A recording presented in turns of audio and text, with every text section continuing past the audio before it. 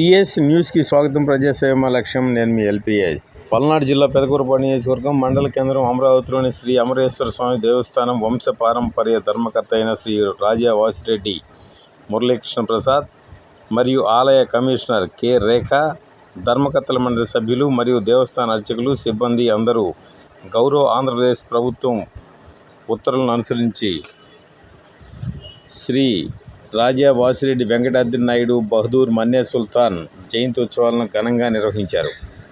అదేవిధంగా అమరావతిలోని రాజాగారి కోట వద్ద గల శ్రీ రాజా వాసిరెడ్డి వెంకటాద్రి నాయుడు జయంతి ఉత్సవాలను స్థానిక విశ్వ హిందూ పరిషత్ సభ్యులు అత్యంత ఘనంగా నిర్వహించారు.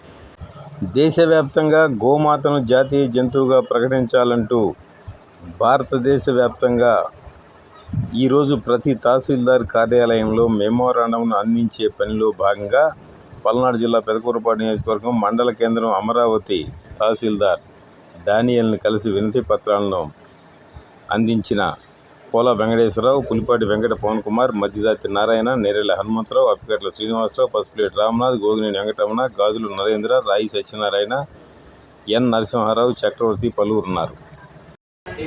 ఎంతో ఔషధ విలువలు కలిగినటువంటి గోవుని మనం రక్షించుకోవాలి. గో సంపద దేశంలో పెరిగినప్పుడే దేశం కూడా సుభిక్షంగా ఉంచుతుంది. అందరి ఆరోగ్యాలకి, పర్యావరణ పరిరక్షణకు కూడా గోవు ఎంతో ముఖ్యమని చెప్పని ఎన్నో పరిశోధనల్లో రుజువైంది. కాబట్టి ఇటువంటి పవిత్రమైనటువంటి విలువైనటువంటి ఒక జంతువును మనం కాపాడుకోవాలని చెప్పని భారతదేశ వ్యాప్తంగా కూడా ఈ రోజున ఒక ఆందోళన చేయడం జరుగుతుంది. ఇందులో భాగంగా ఈరోజు మన అమరావతిలో ఈ కార్యక్రమం చేయడం జరిగింది. కాబట్టి గోవును ప్రభుత్వం వెంటనే, గోమాతను వెంటనే ప్రభుత్వం జాతీయ జంతువు ప్రకటించాలని కోరుకుంటున్నాము. గోమాతాకి జై, గోమాతాకి జై, శ్రీరామ్, జై శ్రీరామ్, జై శ్రీరామ్, జై శ్రీరామ్. గోమాతను జాతీయ జంతువుగా ప్రకటించాలి. గోమాతను జాతీయ జంతువుగా